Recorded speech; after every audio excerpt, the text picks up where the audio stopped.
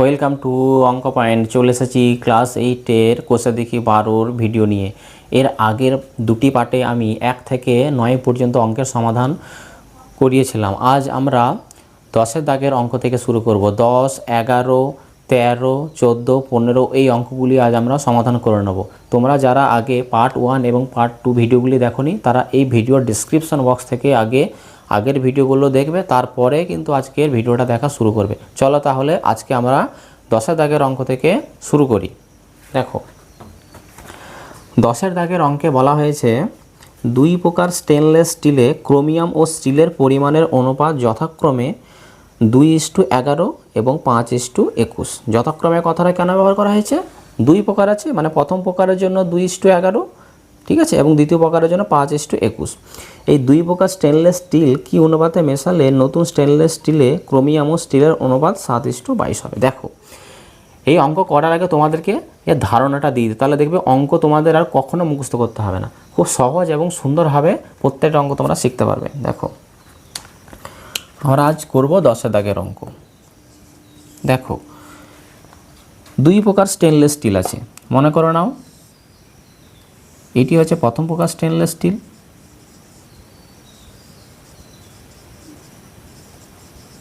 প্রথম প্রকার stainless steel এটা। এখানে আমি লিখছি দ্বিতীয় প্রকার, এখানে একটা ছবি আঁকছি, এটা হচ্ছে দ্বিতীয় প্রকার স্টেনলেস স্টিল।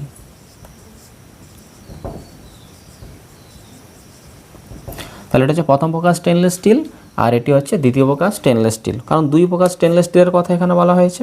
এবার দেখো স্টেনলেস স্টিল হচ্ছে একটা মিশ্র ধাতু, আর আমরা জানি মিশ্র ধাতু 2 বা 2-এর বেশি ধাতু দিয়ে তৈরি করা হয়েছে। তাহলে এই যে প্রথম প্রকার স্টেনলেস স্টিল আর দ্বিতীয় প্রকার যে স্টেনলেস স্টিল, এই স্টিলগুলো তৈরি হয়েছে কি দিয়ে? স্টেনলেস স্টিলগুলো তৈরি হয়েছে এখানে দেখো বলে দিয়েছে ক্রোমিয়াম আর স্টিল দিয়ে তৈরি হয়েছে। ওকে, তাহলে এই প্রথম প্রকার স্টেনলেস স্টিলের মধ্যে ক্রোমিয়াম আর স্টিল আছে।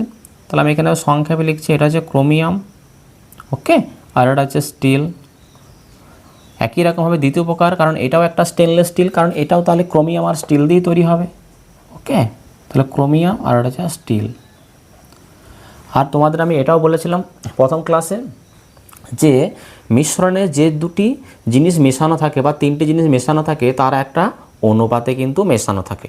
দেখো প্রথম প্রকার যে স্টেনলেস স্টিল আছে এটা হচ্ছে প্রথম প্রকার স্টেনলেস স্টিল, এখানে ক্রোমিয়াম আর স্টিল আছে। তাহলে এই প্রথম প্রকারে ক্রোমিয়াম আর স্টিলটা কী অনুপাতে মিশে রয়েছে বলো তো? 2:11, মানে ক্রোমিয়ামের ভাগ যদি 2 হয় স্টিলের ভাগটা হবে কত? এখানে 11 হবে।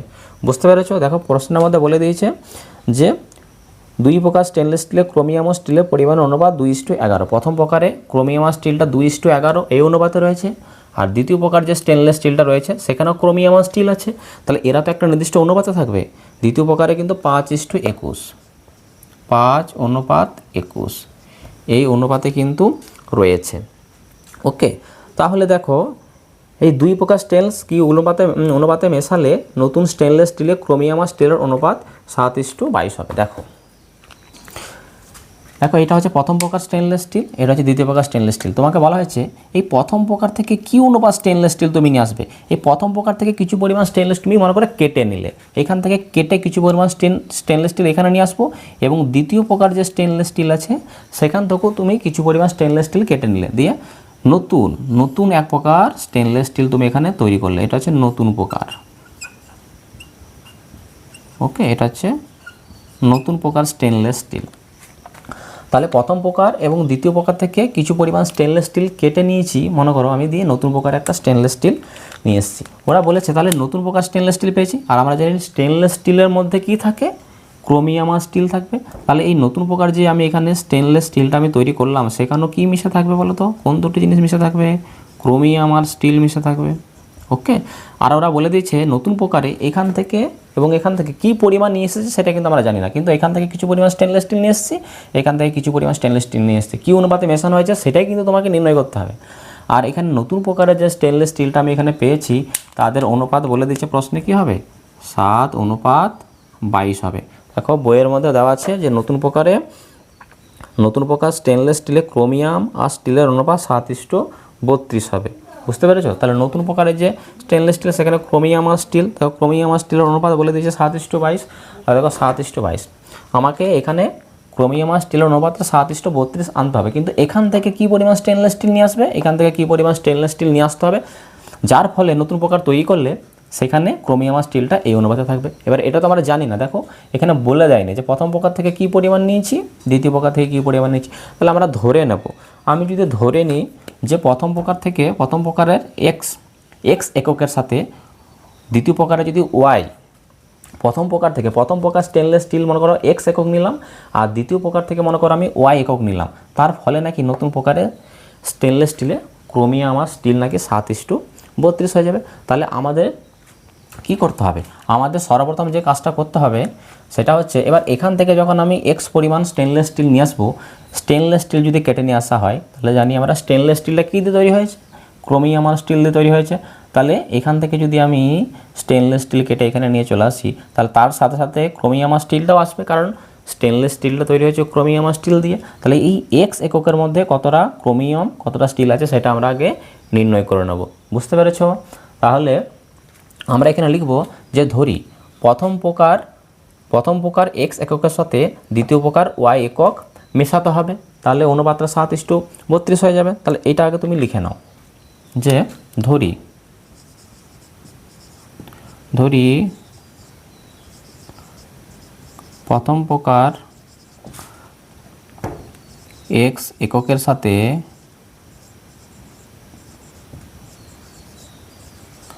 দ্বিতীয় প্রকার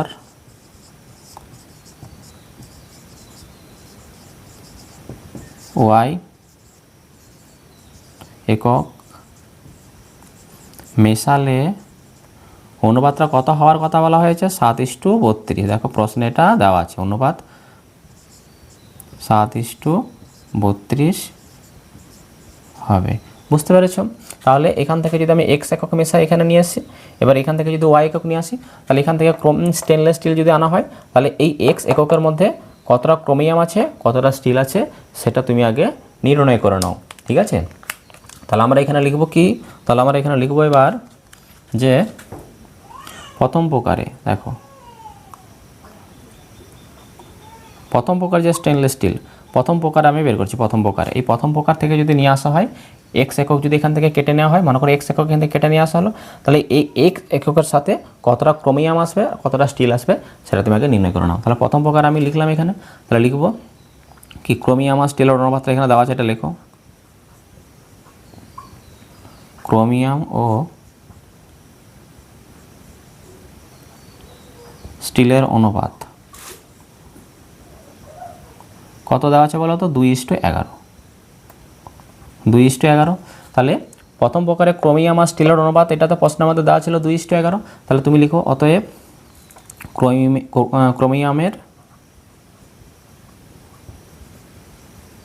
ক্রোমিয়ামের পরিমাণ।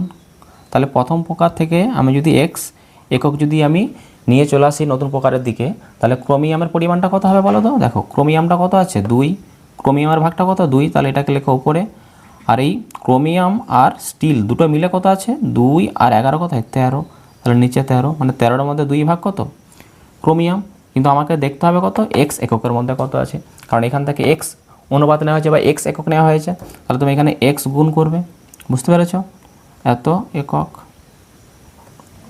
তাহলে দেখো কাটাকাটিতে যাবে না, 13-এর সাথে 2 তো কাটে না, 13-এর সাথে এক্স কাটবে না, তাহলে এখানে 2 গুণ এক্স উপরে 2x আর নিচে কত পাচ্ছ 13, তাহলে এত একক।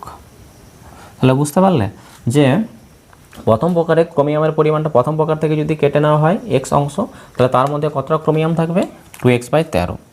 এবার আমি কি লিখব, এবার লিখব যে স্টিলের পরিমাণ,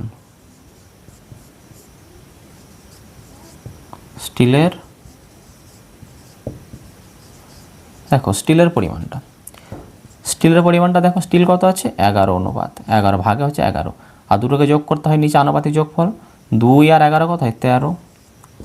আর আমি এখান থেকে কোন প্রকারটা নির্ণয় করছি, এখন প্রথম প্রকারে নির্ণয় করতে চাইছি। প্রথম প্রকার তো এখান থেকে এক্সের মধ্যে বের করতে চাইছি, যে এক্স কাটা হয়েছিল এখান থেকে, তাহলে এক্সের মধ্যে মানে এক্স অংশ নিয়ে আসা হয়েছিল, তাহলে একক লিখে দাও এখানে। এটাও কাটবে না, 13-এর সাথে 11 কাটে না, তাহলে 11 গুণ এক্স উপরে হচ্ছে 11x আর নিচে তুমি কত পাচ্ছ 13, তাহলে 11x/13 একক। তাহলে বুঝতে পারলে এখান থেকে প্রথম প্রকার থেকে যদি এক্স অনুপাত যদি মেশানো হয় যে নতুন প্রকার তৈরি করা হয় তার সাথে কতটা ক্রোমিয়াম আসবে, 2x/13 একক আসবে, আর তার সাথে 11x/13 একক কী চলে আসবে, স্টিল চলে আসবে। তাহলে প্রথম প্রকারে আমরা ক্রোমিয়াম আর স্টিলের পরিমাণটা কিন্তু নির্ণয় করেছি। ওকে, এবার দেখো এই অংশটা আমি এখানে একটু মুছে দিয়ে আবার দ্বিতীয় প্রকারটা নির্ণয় করবো। দেখো এটা আমি একটু লিখে নিই এখানে, ঠিক আছে, রাফে লিখে নিচ্ছি আমি, তোমরা এটা লিখবে না। 2x/13 আর একটা হচ্ছে কত, 11x/13। তাহলে 2x/13 আর 11x/13 পেলাম আমি প্রথম প্রকারে, বুঝতে পেরেছ? এবার দেখো এই অংশটা আমি একটু মুছে দিচ্ছি।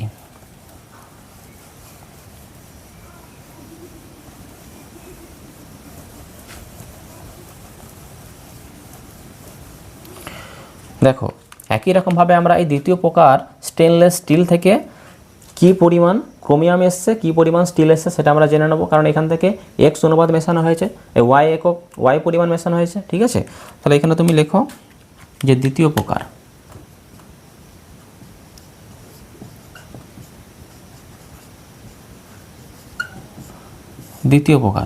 দেখো দ্বিতীয় প্রকারে তাহলে ক্রোমিয়াম আর স্টিলের পরিমাণের অনুপাতটা কতটা দেওয়া আছে, 5:21। তুমি এখানে লেখো যে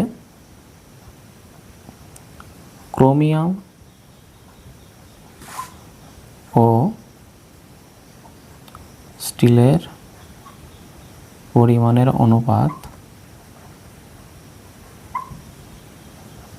তাহলে ক্রোমিয়াম ও স্টিলের পরিমাণের অনুপাতটা কত, 5:21। তাহলে আমরা এই ওয়াই এককের মধ্যে কতটা ক্রোমিয়াম আর কতটা স্টিল আছে সেটা আমরা নির্ণয় করব, বুঝতে পেরেছ? তাহলে তুমি এখানে লিখবে অতএব ক্রোমিয়ামের পরিমাণ প্রথম প্রকারে যেরকমভাবে করেছো সেম প্রসেসটা এখানে আরেকবার করবে। তাহলে এখানে লিখব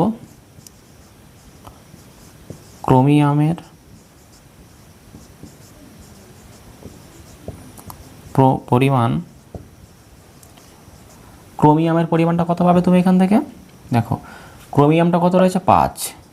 ওকে, দুটোকে যোগ করতে হয়, আনুপাতিক যোগফল 5 আর 21 কত হয়, 5 আর 21 হয় 26, গুণ কত, কারণ এখানে দ্বিতীয় প্রকার থেকে ওয়াই অনুপাত মেশানো হয়েছে। তাহলে ওয়াই অনুপাত যদি এখান থেকে এনে মেশানো হয় তাহলে ওয়াইয়ের সাথে ক্রোমিয়াম আর স্টিল এটা মিশ্রিত অবস্থায় আসবে। তার মধ্যে আমাকে যেহেতু ক্রোমিয়াম আর স্টিল বের করতে হবে তাহলে ওয়াই গুণ করতে হবে, তাহলে ওয়াইয়ের মধ্যে আমরা যেহেতু নির্ণয় করছি ওয়াই গুণ করে দাও, বুঝতে পারছো?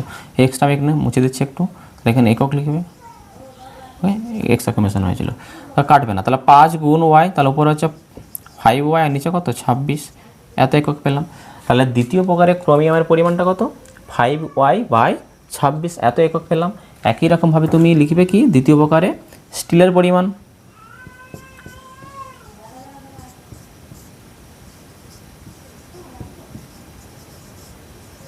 দ্বিতীয় প্রকারে স্টিলের পরিমাণটা তুমি কি করে নির্ণয় করবে, দেখো স্টিলের কত আছে অনুপাত 21, দুটোকে যোগ করে কত পেয়েছিলে 26, গুণ কত ওয়াই। ওকে, একক লেখো এখানে, তাহলে এটা তো কাটবে না, তাহলে 21 গুণ ওয়াই, তাহলে উপরে হচ্ছে কি 21y আর নিচে কত 26, তাহলে এত একক। এবার দেখো এখান থেকে যখন আমি ওয়াই অনুপাতে মিশিয়েছিলাম এবং দ্বিতীয় প্রকার যখন আমি এখান থেকে প্রথম প্রকার থেকে যখন আমি এক্স অনুপাত এবং দ্বিতীয় প্রকার থেকে যখন আমি ওয়াই অনুপাত মেশালাম তখন সেখানে ক্রোমিয়াম আর স্টিলের পরিমাণটা আমরা জানতে পেরেছি। প্রথম প্রকার থেকে এখান থেকে যখন আমি এক্স অনুপাত মিশিয়েছিলাম সেখানে ক্রোমিয়ামটা কত ছিল, 2x/13, আর দ্বিতীয় প্রকার এখান থেকে যখন আমি ক্রোমিয়ামটা মেশালাম, দ্বিতীয় প্রকার থেকে যখন আমি ওয়াই অনুপাতে যখন মিশিয়েছি স্টেনলেস স্টিলটা তার মধ্যে ক্রোমিয়ামটা কত পেয়েছি, তখন 5y/26। তাহলে এখান থেকে ক্রোমিয়াম এসছে এবং এখান থেকেও ক্রোমিয়াম এসছে, তাহলে এখানে মোট কত ক্রোমিয়াম হবে, এই প্রথম প্রকার থেকে এবং দ্বিতীয় প্রকার থেকে দুটো ক্রোমিয়ামকে যদি আমি যোগ করে দিই তাহলে নতুন প্রকারে ঠিক কতটা ক্রোমিয়াম এসছে সেটা আমরা জানতে পারবো। দেখো এখান থেকে কত পরিমাণ এসছে, দেখো 2x/13, আর দ্বিতীয় প্রকার থেকে কতটা পরিমাণ ক্রোমিয়াম আসলো, দেখো 5y/26, 5y/26। তাহলে এই নতুন প্রকারে মোট কতটা ক্রোমিয়াম হবে, দুটোকে যোগ করতে হবে। তাহলে বুঝতে পেরেছো যে এই নতুন প্রকারে যে স্টেনলেস স্টিল সেখানে ক্রোমিয়ামের পরিমাণটা কত হবে, এটা একই রকমভাবে এই নতুন প্রকার স্টেনলেস স্টিলে কী পরিমাণ স্টিল থাকবে, প্রথম প্রকার থেকে 11x/13 এবং দ্বিতীয় প্রকার থেকে 21y/26, দুটোকে যোগ করে দিলে এই নতুন প্রকারে তুমি কি পেয়ে যাবে, স্টিল পেয়ে যাবে। দিয়ে একই রকমভাবে আমরা অনুপাত করে দেবো, তাহলে কিন্তু আমরা অঙ্কটি সমাধান করতে পারবো। দেখো এটা আমি একটু রাফে লিখে নিচ্ছি এখানে, দ্বিতীয় প্রকারে কত আছে, এটা 5y/26 আর এটা হচ্ছে 21y/26। তাহলে 5y/26 আর হচ্ছে 21y/26। এবার এই অংশটা আমি একটু মুছে দিচ্ছি। দেখো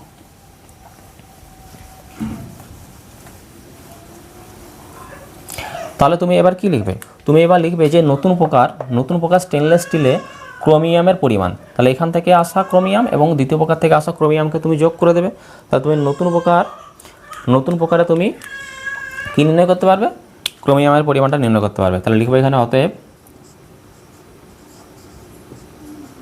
নতুন প্রকার স্টেনলেস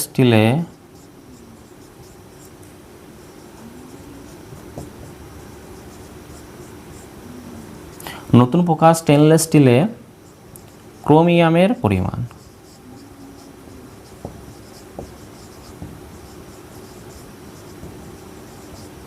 দেখো নতুন প্রকার স্টেনলেস স্টিলে ক্রোমিয়ামের পরিমাণটা কত হবে, দেখো প্রথম প্রকার থেকে এই অংশ এবং এটা দুটোকে তুমি যোগ করে দেবে। তাহলে তুমি কি লিখবে, 2x/13 যোগ 5y/26। তাহলে 2x/13 প্লাস 5y/26 এই দুটোকে তুমি যোগ করে দাও। তাহলে নতুন প্রকারে তুমি ক্রোমিয়ামের পরিমাণটা পেয়ে যাবে। দেখো 2x/13 এবং 5y/26 দুটি ভগ্নাংশ, আর আমরা জানি ভগ্নাংশের যোগ কী করে নির্ণয় করতে হয়, নিচে যে হরগুলো রয়েছে তাদের লসাগু নিতে হয়। দেখো এর হরে কত রয়েছে 13 এবং এর হরে কত রয়েছে 26। তাহলে 13 আর 26 লসাগু কত হয় 26 হয়। তাহলে 26কে ভাগ করতে হয় কত দিয়ে, 13 দিয়ে ভাগ করবে, 13 দুগুণে 26, 2 পেলাম। 2 এর সাথে যদি 2xকে গুণ করে কত, 2 2 4, তাহলে 4x, এখানে প্লাস যেমন আছে রেখে দাও। এবারে 26কে 26 দিয়ে ভাগ করলে কত 1 হয়, 1-এর সাথে উপরের সংখ্যাটা গুণ করো লবটা, তাহলে 1-এর সাথে 5y-কে গুণ করলে কত 5y হবে। তাহলে 4x + 5y/26, তাহলে এত একক পেলাম আমি। তাহলে নতুন প্রকার স্টেনলেস স্টিলে কতটা পরিমাণ ক্রোমিয়াম আছে, 4x + 5y/26 একক। এবার 4x আর 5y এরা তো যোগ হবে না, কারণ এরা হচ্ছে অসদৃশ পদ, ঠিক আছে। এবার একই রকমভাবে নতুন প্রকার স্টেনলেস স্টিলে আমরা স্টিলের পরিমাণটা নির্ণয় করে নেব। তাহলে তুমি এখানে লিখবে অতএব নতুন প্রকার স্টেনলেস স্টিলে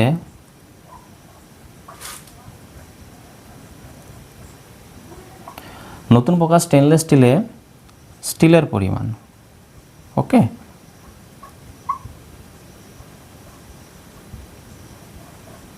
তাহলে নতুন প্রকার স্টিলের পরিমাণটা তুমি কি করে করবে, একই রকমভাবে প্রথম প্রকার থেকে তুমি যে পরিমাণ ক্রোমিয়াম পেয়েছো এবং প্রথম প্রকার থেকে যে পরিমাণ তুমি স্টিল পেয়েছো এবং দ্বিতীয় প্রকার থেকে যে পরিমাণ স্টিল পেয়েছো সে দুটোকে যোগ করে দেবে। দেখো প্রথম প্রকার থেকে 11x/13 প্লাস দ্বিতীয় প্রকার থেকে কত 21y/26, একই রকমভাবে এখানে যেরকমভাবে যোগ করেছিলাম এখানে তুমি যোগ করে দাও। দেখো 13 আর 26 লসাগু কত হবে 26 হবে। 26কে 13 দিয়ে ভাগ করলে 2 হয়, 2 এর সাথে 11x গুণ করলে কত হবে 11 দুগুণে 22x প্লাস 26কে 26 দিয়ে ভাগ করলে কত হয় 1 হয়, 1-এর সাথে 21y-কে গুণ করলে কত হবে 21y হবে। তাহলে এত একক, বুঝতে পেরেছো। তাহলে এই যে নতুন প্রকার যে স্টেনলেস স্টিল সেখানে ঠিক কতটা পরিমাণ ক্রোমিয়াম আছে 4x + 5y/26 একক, এবং এখানে কতটা স্টিল আছে 22x + 21y/26 একক। এবার দেখো এখানে অনুপাতটা বলে দিয়েছে যে ক্রোমিয়াম আর স্টিলের অনুপাতটা দেওয়া আছে কোয়েশ্চেনে কত 7:32 হবে। এখানে আমি যেহেতু ক্রোমিয়াম আর স্টিলের পরিমাণটা বের করে নিতে পেরেছি, তাহলে এটার আমি অনুপাত করে দেবো। তাহলে এই অনুপাতের সাথে এই অনুপাতটা সমান হবে, বুঝতে পেরেছো। কারণ আমি নতুন প্রকারে ক্রোমিয়াম আর স্টিল কত আছে সেটা আমি জানি। এই দেখো এটা হচ্ছে ক্রোমিয়াম, এটা হচ্ছে স্টিল, তাহলে এদের আমি অনুপাত নির্ণয় করব। তাহলে প্রথম প্রকারে নতুন প্রকারে তাহলে কতটা কী অনুপাতে রয়েছে, নতুন প্রকারে কী পরিমাণ রয়েছে সেটা আমরা এখান থেকে নির্ণয় করতে পারবো, বুঝতে পেরেছো। তাহলে তুমি এখানে কি লিখবে, এবার তুমি এখানে লিখবে অতএব নতুন প্রকারে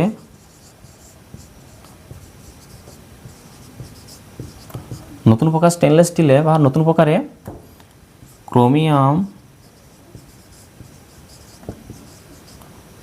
ও স্টিলের অনুপাত।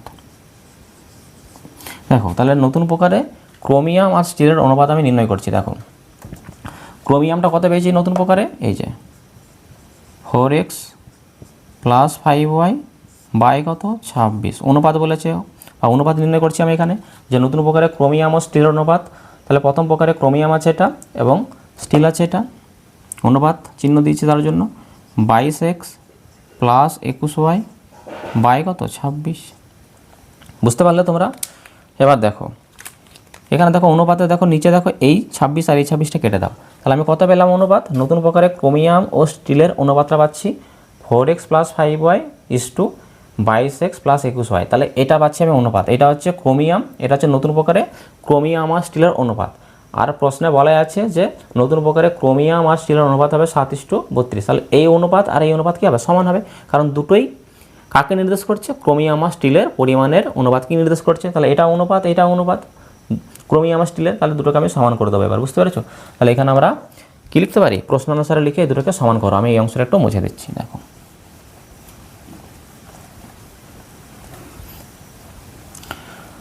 তাহলে তুমি এবার লিখবে প্রশ্নানুসারে।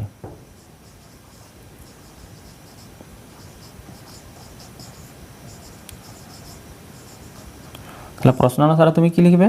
দেখো ক্রোমিয়াম 4x প্লাস 5y অনুপাত স্টিল কত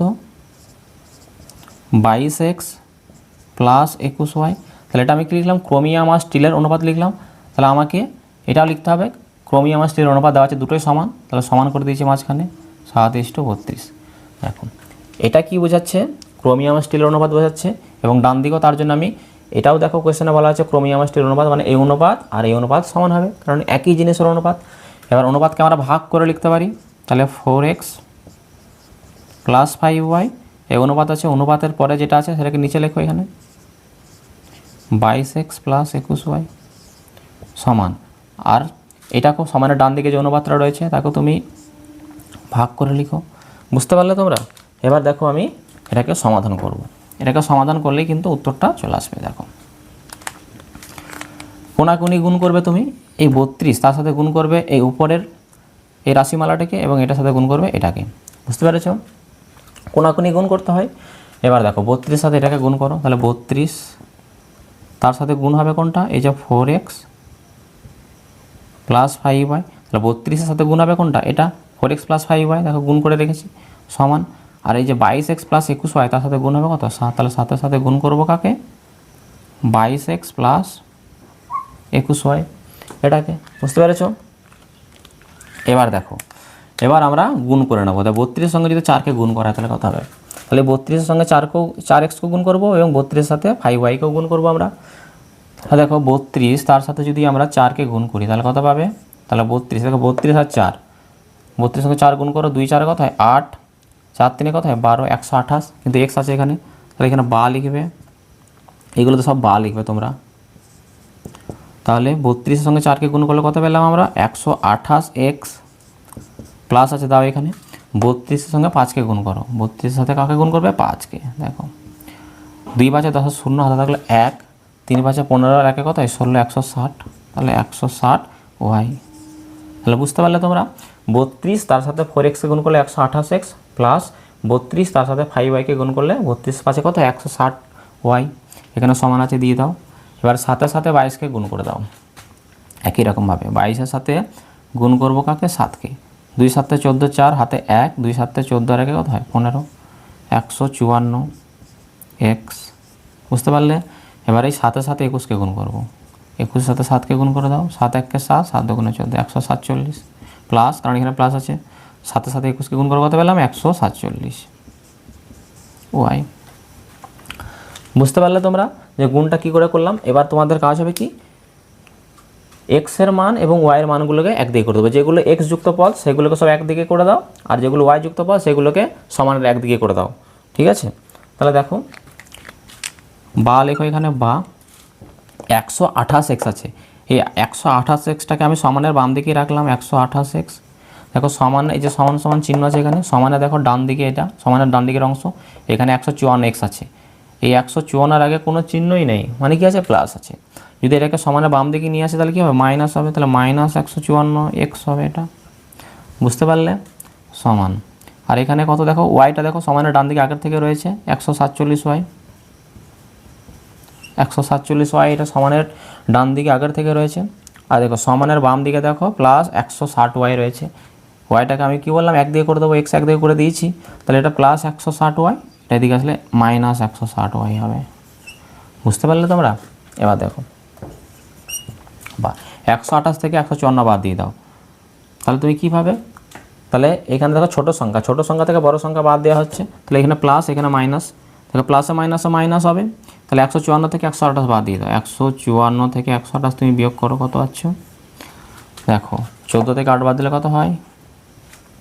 6 3 এটা 2 26, তাহলে মাইনাস হবে, মাইনাস 26x হবে। কেন মাইনাস হলো? কারণ প্লাস এই যে 128x এর আগে কোনো চিহ্ন নেই মানে প্লাস আছে, এখানে মাইনাস, প্লাসে মাইনাসে মাইনাস হয়, তাহলে 154 থেকে 128 বাদ দিলে কত হয়? 26 হয়। কিন্তু 128 আর 154 এদের মধ্যে বড়কে 154, তাহলে বড় সংখ্যার আগে যে চিহ্নটা থাকবে সেটাই দিতে হয়, তাহলে বড় সংখ্যার আগে মাইনাস আছে, মাইনাস চিহ্ন দিয়েছি তার জন্য সমান। এবার দেখো এখানে প্লাস এখানে মাইনাস, প্লাসে মাইনাসে মাইনাস হয়, 160 থেকে 147 বাদ দিলে কত হয়? 13 হয়, কিন্তু বড় সংখ্যার আগে মাইনাস আছে, তাহলে মাইনাস 13y হবে। বুঝতে পেরেছো? তাহলে এই মাইনাস আর এই মাইনাসটা কেটে দাও, তাহলে এবার আমার কাজ কি হবে? এক্স দেখো, এক্স এখানে যেমন আছে রাখলাম, এক্স আর 26 এদের মাঝে কোনো চিহ্ন নেই মানে কি আছে? গুণ আছে। সমানের ডান দিকেও তাই, এই 13 আর ওয়াই এদের মাঝে কোনো চিহ্ন নেই মানে কি আছে? গুণ আছে। তাহলে দেখো সমানের বাম দিকে দেখো এক্স রয়েছে, আমি রেখে দিয়েছি এটা এক্সটা। সমানের ডান দিকে দেখো এখানে ওয়াইটা 13 সাথে গুণ ছিল, এদিকে আসলে কী হবে? ভাগ হবে, ভাগ মানে নিচে লেখা, তাহলে এক্স বাই ওয়াই করে দিলাম সমান। সমানের ডান দিকে দেখো 13 আগের থেকেই রয়েছে, 13 লিখলাম, আর বাম দিকে দেখো ওই 26 এক্সের সাথে কী আকারে ছিল? গুণ আকারে, তাহলে ডান দিকে চলে গেলে কী হবে? ভাগ হবে, ভাগ মানে নিচে লেখা, তাহলে নিচে লিখে দাও। এটা কাটাকাটি করো, 13 1 13, 13 দুগুণে কত? 26, তাহলে 1/2 পাচ্ছি আমি। তাহলে বা এক্স বাই ওয়াই সমান সমান যদি 1/2 হয়, আর এই ভাগ আকারে রয়েছে এটাকে আমি অনুপাত করে লিখতে পারি পুনরায় আবার, তাহলে এক্স ইস টু ওয়াই সমান সমান কী হবে? 1/2 হবে। তাহলে তোমরা বুঝতে পারলে? এই যে এখান থেকে এক্স পরিমাণ বা এক্স একক নেওয়া হয়েছিল এবং দ্বিতীয় পদ থেকে ওয়াই একক নেওয়া হয়েছিল, তার মানে এখান থেকে আমি 1:2 এই অনুপাতে মিশিয়েছিলাম। স্টেনলেস স্টিলটা দিয়ে নতুন প্রকার আমি স্টেনলেস স্টিল তৈরি করেছিলাম, তার ফলে এখানে ক্রোমিয়াম আর স্টিলের অনুপাতটা কত হয়ে গেছিলো? 7:32 হয়ে গেছে। তাহলে অনুপাতটা কত পেলাম আমি? 1:2। এটাই হয়ে গেল এই অঙ্কের সঠিক উত্তর। এবার আমরা দেখে নেব পরের দাগের অঙ্কটা। দেখো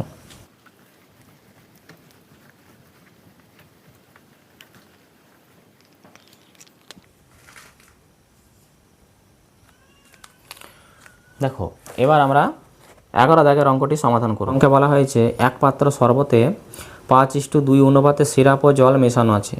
এই শরবতের কতটুকু অংশ তুলে নিয়ে তার পরিবর্তে সম পরিমাণ জল ঢাললে সিরাপ ও জলের পরিমাণ সমান সমান হবে। দেখো অঙ্কটি তোমাদের আগে আমি একটা ছবির মাধ্যমে বুঝিয়ে দিই, তাহলে দেখবে অঙ্কটি করতে তোমাদের খুব সহজ এবং সরল মনে হবে। দেখো মনে করো না এটি হচ্ছে একটা পাত্র, ওকে। এই পাত্রটির মধ্যে কি রয়েছে? শরবত রয়েছে।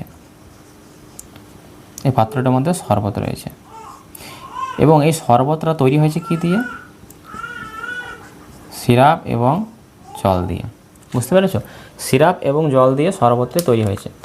এবার এই শরবতে সিরাপ আর জলটা কি অনুপাতে মিশে রয়েছে? 5:2 এই অনুপাতে মিশে রয়েছে। মানে সিরাপের ভাগটা যদি কত হয়? 5 হয়, তাহলে জলটা কত ভাগ রয়েছে? 2 ভাগ রয়েছে। মানে 5 লিটার হলে এটা 2 লিটার হবে, এটা 50 লিটার হলে এটা 20 লিটার হবে। মানে অনুপাত করলে কিন্তু এরকমই দাঁড়াবে শেষে। মানে সিরাপটা দেখো বেশি আছে, 5 ভাগ আছে, আর জলটা কত? 2 ভাগ রয়েছে। তাহলে সিরাপ আর জল দুটো মিশিয়ে মোট কত রয়েছে? দুটো মিশিয়ে মোট কত রয়েছে? 5 যোগ 2, তাহলে দুটোকে যোগ করলে কত পাচ্ছি? 7। মোট 7 আছে। সিরাপ আর জল মিলিয়ে মোট কত আছে? 7। মানে 7-এর মধ্যে আমি বলতে পারি সিরাপ আছে 5 ভাগ আর 7-এর মধ্যে জল আছে কত? 2 ভাগ রয়েছে। এবার দেখো প্রশ্নে তোমাকে বলেছে যে এই শরবতের কিছু অংশ তুলে নিয়ে, মনে করো না এই পাত্রের মধ্যে শরবত ছিল, এই শরবতের কিছু অংশ তুমি তুলে নিলে, এখান থেকে তুমি কিছু অংশ বাইরে তুলে নিলে। তাহলে দেখো শরবত তুলে নেওয়ার কথা বলা হয়েছে। শরবত তুলে নিলে শরবতের মধ্যে সিরাপ আর জল দুটোই কিন্তু মিশে রয়েছে, তাহলে সিরাপ এবং জল দুটোই এই শরবতের সাথে চলে যাবে বাইরে। কিন্তু এই শরবতের কিছু অংশ তুলে নিয়ে তার পরিবর্তে তোমাকে কি বলেছে? তার পরিবর্তে ঠিক সম পরিমাণ জল ঢালা হলো। সম পরিমাণ মানে কি? তুমি যত অংশ, তুমি যদি 1 লিটার শরবত তুলে নাও তাহলে 1 লিটারে জল ঢেলে দেবে। তুমি যদি 2 লিটার এখান থেকে শরবত তুলে নাও তাহলে 2 লিটার জল দিয়ে তুমি এটাকে আবার পূরণ করে দেবে। তাহলে এখান থেকে আবার কি সমপরিমাণ জল এর মধ্যে ঢালা হলো। এই শরবতের কিছু অংশ তুলে নিয়ে সমপরিমাণ যদি জল ঢালা হয় তাহলে নাকি এই যে পাত্রটা ছিল যার মধ্যে শরবত রাখা হয়েছিল সেখানে নাকি সিরাপ এবং জল এদের পরিমাণটা নাকি সমান হবে। বুঝতে পেরেছো? তাহলে দেখো প্রথমে দেখো সিরাপ আর জল 5:2 এই অনুপাতে ছিল, মানে সিরাপটা বেশি ছিল জলটা কম ছিল। বুঝতে পেরেছো? কিন্তু এই শরবতে কিছু অংশ তুলে তুমি যদি তার পরিবর্তে সমপরিমাণ যদি জল ঢেলে দাও তাহলে সিরাপ এবং জলের পরিমাণ নাকি সমান সমান হবে। এবার সিরাপ আর জল এদের পরিমাণটা সমান সমান হবে এর অর্থ কি? মানে এই যদি সিরাপ যদি মনে করে 1 লিটার হয় তাহলে জলও মনে করে 1 লিটারই হবে। তাহলে এদের যদি আমি অনুপাত করি তাহলে কী হবে? 1:1 হবে। সমান সমান সিরাপ এবং জল এটি সমান সমান হয়ে যাওয়ার অর্থ, এদের পরিমাণটা সমান সমান হয়ে যাওয়ার অর্থ সিরাপ এবং জল এদের পরিমাণের অনুপাতটা 1:1 হবে। বুঝতে পেরেছো? তাহলে আমরা তো জানি না যে কত অংশ তুলে নিয়ে ঠিক কত পরিমাণ জল ঢাললে সিরাপ এবং জলের পরিমাণটা সমান সমান হবে বা 1:1 হয়ে যাবে। তাহলে আমার প্রথম কাজ হবে যখন এই পুরো শরবতটা যখন ছিল, যখন শরবত তুলে নেওয়া হয়নি বা জলও ঢালা হয়নি, তখন এই সম্পূর্ণ যে শরবত তার মধ্যে কতটা পরিমাণ সিরাপ ছিল এবং কত পরিমাণ জল ছিল। বুঝতে পেরেছো? তাহলে আমরা প্রথমে লিখব কি যে সম্পূর্ণ, এটা আমরা 11 নম্বর অঙ্ক সমাধান করছি। দেখো সম্পূর্ণ শরবতে ওকে। তাহলে সম্পূর্ণ শরবতে সিরাপের আনুপাতিক ভাগ হার,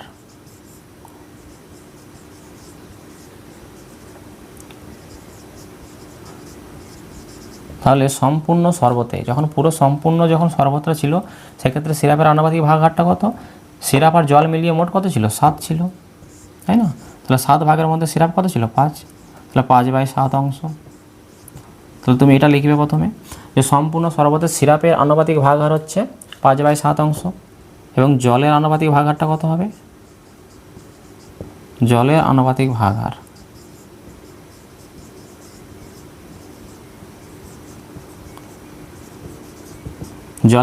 ভাগ হার কত পাবে তুমি? 2, 7-এর মধ্যে 2, মানে 2/7 এত অংশ। বুঝতে পেরেছো? এবার দেখো, এবার বলা হয়েছে এই শরবত থেকে কিছু পরিমাণ অংশ তুলে নিয়ে তার পরিবর্তে সমপরিমাণ জল ঢালা হয়েছে। তাহলে নাকি সিরাপ আর জল এদের পরিমাণটা নাকি সমান সমান হবে। সমান সমান হয়ে যাওয়ার অর্থ আমি এখানে কি বলেছি? 1:1 হয়ে যাবে সিরাপ এবং জল। তাহলে এখানে তুমি লিখবে যে ওই শরবতের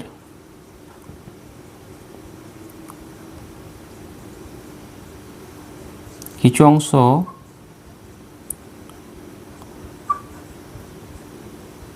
তুলে নিয়ে তার পরিবর্তে সমপরিমাণ জল ঢাললে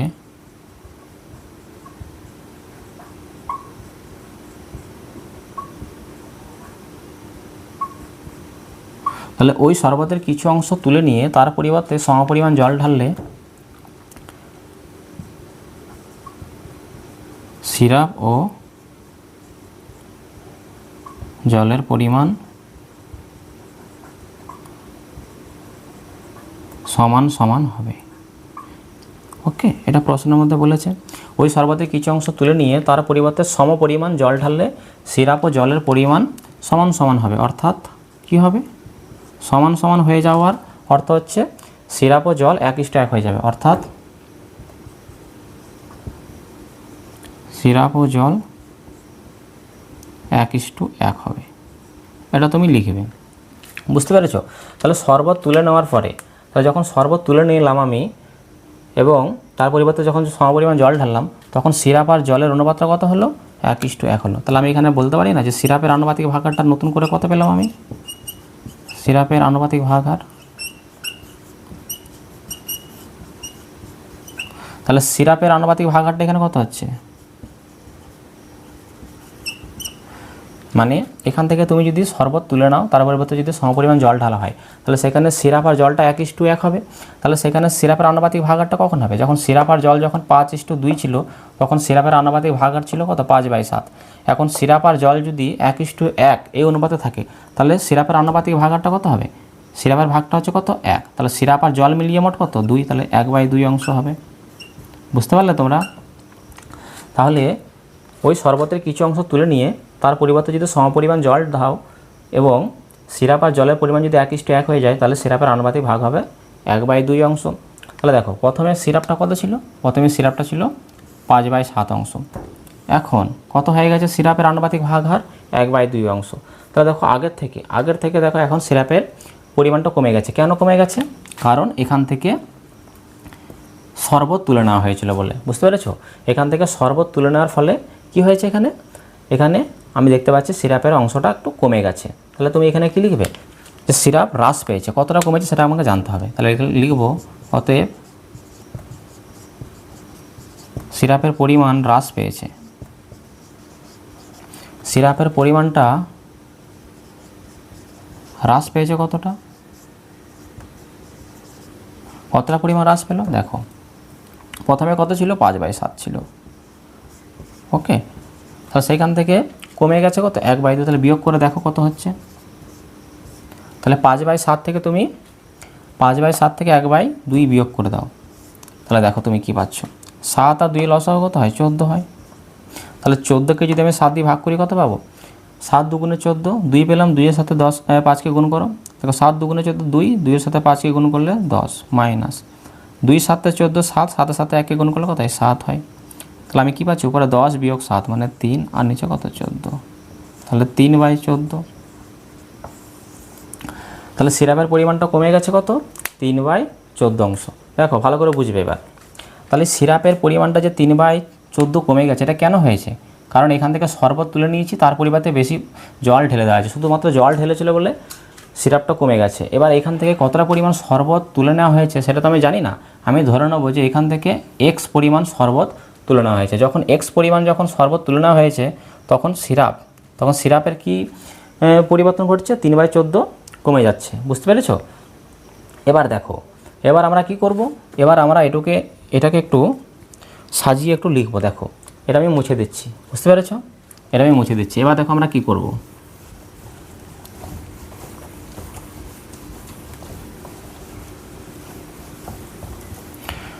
তাহলে তুমি এবার লিখবে কি, এদিকে লিখবে সিরাপের পরিমাণ,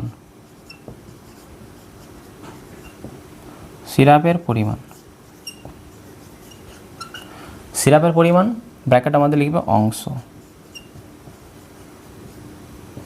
সিরাপের পরিমাণ ব্র্যাকেটের মধ্যে লিখবে অংশ, আর এদিকে লিখবে শরবতের পরিমাণ।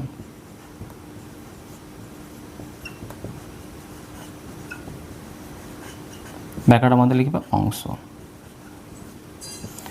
দেখো সিরাপের পরিমাণটা প্রথমে কত ছিল, 5/7 ছিল। তাহলে সিরাপের পরিমাণটা যখন 5/7 ছিল, তখন শরবতটা কত ছিল? আমি বলেছিলাম সম্পূর্ণ শরবতের মধ্যে, দেখবি লিখেছিলাম আমি একটা কথা, যে সম্পূর্ণ শরবতের সিরাপের পরিমাণ, সম্পূর্ণ শরবতে সিরাপের আনুপাতিক ভাগটা আমরা 5/7 পেয়েছিলাম। মানে 5/7 সিরাপের পরিমাণ যখন 5/7 ছিল, তখন শরবতটা ছিল পুরো 1 অংশ, তাই না? এবার 3/14 হয়ে গেছে। এখন সিরাপটা কত, 3/14। তাহলে 3/14 সিরাপটা কেন হলো? কারণ এক্স পরিমাণ শরবত এখান থেকে তুলে নেওয়া হয়েছিল বলে আমি ধরে নিলাম এটা এক্স। তাহলে শরবতটা ছিল তখন এক্স। তাহলে 3/14 যখন সিরাপ হয়ে গেল, তখন ধরে নিলাম এক্স পরিমাণ শরবত এখান থেকে তুলে নেওয়া হয়েছে। মানে এক্স পরিমাণ শরবত তুলে নেওয়ার ফলে তার সাথে মনে করানো 3/14 এই পরিমাণ সিরাপ মনে করে চলে গেছে। বুঝতে পেরেছো? এক্স পরিমাণ বা এক্স অংশ শরবত তুলে নেওয়ার ফলে সেখান থেকে মনে করো 3/4 সিরাপ চলে গেছে। তার মানে এক্সের মধ্যে কত ছিল সিরাপ, তার মানে এক্সের মধ্যে সিরাপ ছিল 3/14 অংশ। বুঝতে পেরেছো? তাহলে দেখো এখানে সিরাপের পরিমাণের সাথে শরবতের পরিমাণের একটা সম্পর্ক তোমাকে এখানে লিখতে হবে। সিরাপের পরিমাণ যদি বাড়ে, তাহলে শরবতের পরিমাণটাও বাড়বে, এবং সিরাপের পরিমাণটা যদি কমে যায়, শরবতের পরিমাণটাও কমে যাবে। তাহলে এখানে কী হবে, সরল সম্পর্ক লিখে দেবে এখানে। তাহলে লিখবে এখানে এই ক্ষেত্রে সরল সম্পর্ক, এক্ষেত্রে তোমরা সংক্ষেপে লিখতে পারো যে ক্ষেত্রে সরল সম্পর্ক, কিংবা তোমরা যদি বড় করে লিখতে চাও যে ক্ষেত্রে সিরাপের পরিমাণের সাথে শরবতের পরিমাণে সরল সম্পর্ক রয়েছে। বুঝতে পেরেছো? আমি খুব সহজভাবে ছোটো কথা লিখে দিলাম যে ক্ষেত্রে সরল সম্পর্ক।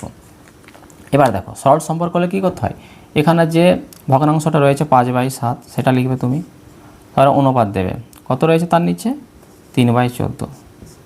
ওকে, তাহলে 5/7 = 3/14। তারপরে সমানুপাত চিহ্ন ব্যবহার করবে তুমি, মানে ডবল ইস্টু। আর এই দিকেরটাকে পরপর লিখে দাও, 1 কত এক্স। বুঝতে পেরেছো? তাহলে দেখো এখানে 5/7 3/4 সমানুপাত 1:x। এবার আমরা জানি প্রথম পদের সাথে গুণ করতে হয় কোনটা? চতুর্থ পদ। তাহলে প্রথম পদের সাথে গুণ করতে হয় চতুর্থ পদ এবং দ্বিতীয় সঙ্গে গুণ করতে হয় তৃতীয় পদকে। তাহলে এই 5/7 তার সাথে গুণ করবে কোনটা? চতুর্থ। প্রথম পদের সাথে চতুর্থ পদ গুণ করলে যা হয়, দ্বিতীয় পদের সঙ্গে তৃতীয় পদ গুণ করলেও সে একই হয়। তাহলে 5/7 গুণ এক্স, প্রথম পদ রয়েছে 5/7, চতুর্থ পদ রয়েছে এক্স, তাহলে গুণ করেছে সমান। আর এই 3/14 তার সাথে গুণ করবো কত? 1কে গুণ করব। বুঝতে পারলে তোমরা? তাহলে আমার এক্সের মান দরকার, তাহলে এক্স সমান তুমি কী লিখবে? দেখো এদিকে 3/14 সঙ্গে 1 গুণ করলে কী হবে? 3/14 হবে। তাহলে 3/14 গুণ, দেখো বাম দিকে সমানের বাম দিকে দেখো এই 5/7 এক্সের সঙ্গে গুণ ছিল, তাহলে এটাকে যদি সমানের ডান দিকে নিয়ে আসে তাহলে কি ভাগ হবে? ভাগ মানে উল্টাবে। এটা 5/7 ছিল, এটা 7/5 হয়ে যাবে। বুঝতে পেরেছ? এবার দেখো কাটাকাটি করো, 7 1 7, 7 2 কত? 14। তাহলে উপরে কত পাচ্ছি? 3 গুণ 1, 3 1 3, আর নিচে কত? 2 গুণ 5, 5 2 কত? 10। তাহলে এক্সের মানটা কত পেলাম? 3/10। আর এক্স আমি কি ধরেছিলাম? সর্বত্র ধরেছিলাম, মানে এক্সের জায়গায় কত পেয়েছি আমি? 3/10। মানে 3/10 অংশ, 3/10 অংশ শরবত তুলে নেওয়ার ফলেই কিন্তু 3/14 এই পরিমাণ সিরাপ কিন্তু কমে গেছিলো। তার জন্য আমরা বললাম যে এক্স তুলে নেওয়াতে, মানে এক্স চলে গেছে বলে শরবত, সেখানে কতটা? 3/14 অংশ সিরাপ ছিল। তার জন্য এখানে লিখেছি এক্সের মধ্যে সিরাপ ছিল কত? 3/14। তাহলে তোমরা বুঝতে পেরেছো অঙ্কটা? খুব সহজভাবে সমাধান করতে পেরেছি আমরা।